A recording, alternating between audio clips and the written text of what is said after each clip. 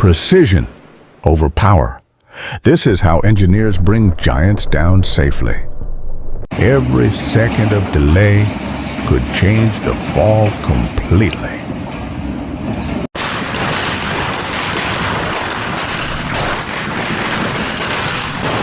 Hidden inside each explosion is perfect timing and physics.